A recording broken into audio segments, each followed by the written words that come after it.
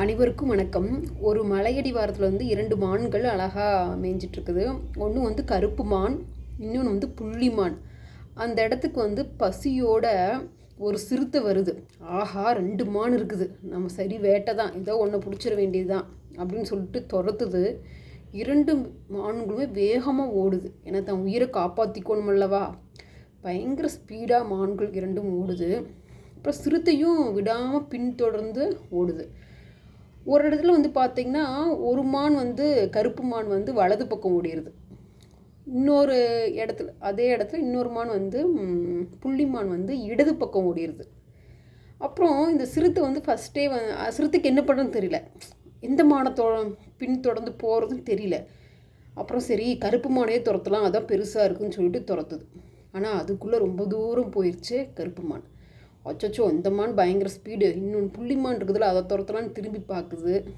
புள்ளிமான் எந்த இடத்துக்கு போச்சுன்னே தெரியல, பஞ்சாக பறந்துருச்சு. ஸோ இந்த கதையில் நம்ம என்ன தெரிஞ்சுக்கிட்டோம் அப்படின்னா, அந்த சிறுத்தை வந்து முடிவெடுக்கலை. ஸோ நம்ம இலக்கை நோக்கி போகும் பொழுது தெளிவாக முடிவெடுக்க வேண்டும்.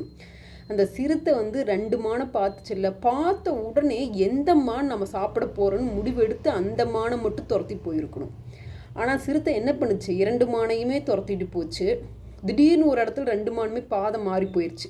ஒரு மான் அந்த பக்கம் போயிடுச்சு, ஒரு மான் இந்த பக்கம் போயிடுச்சு. அந்த இடத்துல நின்று சிறுத்தை எதை துரத்தலான்னு யோசிச்சுட்டு துரத்த ஆரம்பிச்சுது. அதுக்குள்ளே என்ன ஆயிடுச்சு, 2 மான்களுமே வேகமாக பஞ்சாக பறந்துருச்சு. ஸோ இதுலேருந்து நம்ம என்ன கற்றுக்கிட்டோம் அப்படின்னா, நாம் நம்ம இலக்கை நோக்கி பயணிக்கும் பொழுது தெளிவாக நம்ம பாதை இதுதான், ஸோ டைவர்ட் ஆகாமல் அதை நோக்கி பயணித்தால் மட்டும்தான் வெற்றி கிடைக்கும்.